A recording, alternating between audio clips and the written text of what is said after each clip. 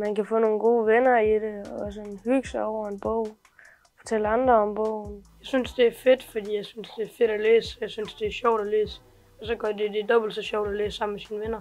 Jeg synes, det er virkelig sjovt, at der er en klub, hvor man kan sidde sammen og læse og forstå hinanden.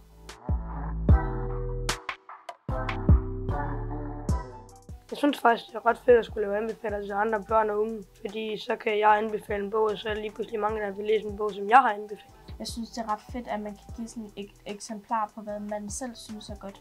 Jeg har jo ikke lyst til at læse en bog, som jeg ikke ved noget om, fordi så kan det være, at jeg bruger 8 timer på at læse en bog, der ender med, og de blev kærester i det sidste, bla bla bla bla bla.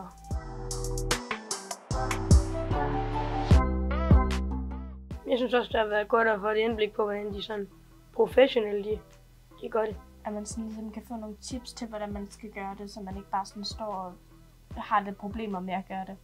Ja, jeg har helt klart lært om alt det der med lyd og skærm, og hvordan telefonen skal stå. Det vidste jeg ikke, ellers havde jeg nok bare stillet sådan der og sagt hej.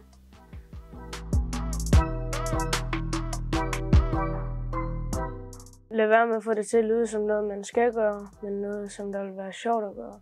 Jeg har fundet på et tidspunkt sådan en app, hvor man kunne se, at der var sådan en drage, og så jo mere du læste, jo mere voksede den drage. Og så kunne man sådan også få andre drager og alt muligt, og det var bare sjovt, at man skulle opnå noget.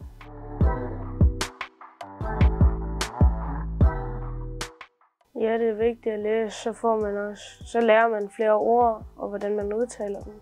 Det er sygt vigtigt at læse, fordi det giver noget andet, end når man sidder på en telefon og bare kigger på noget. Altså ikke kun at sidde og se på sin telefon, men at selv kunne forestille sig de ting, der sker i det.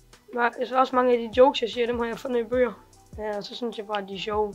Men du kan også lære noget af bøger, du kan læse faktabøger.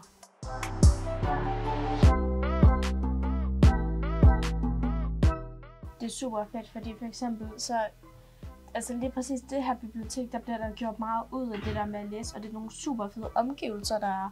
Også det med, at de har sat det hele op i kategorier og bogstaver, så det er meget nemmere at finde sine bøger. Så har man lyst til at læse mere, og så føler man også bare, når man er i de rigtige omgivelser, så bliver man gladere. Det er som om man er på stranden med en god dejlig bog på en sommerdag.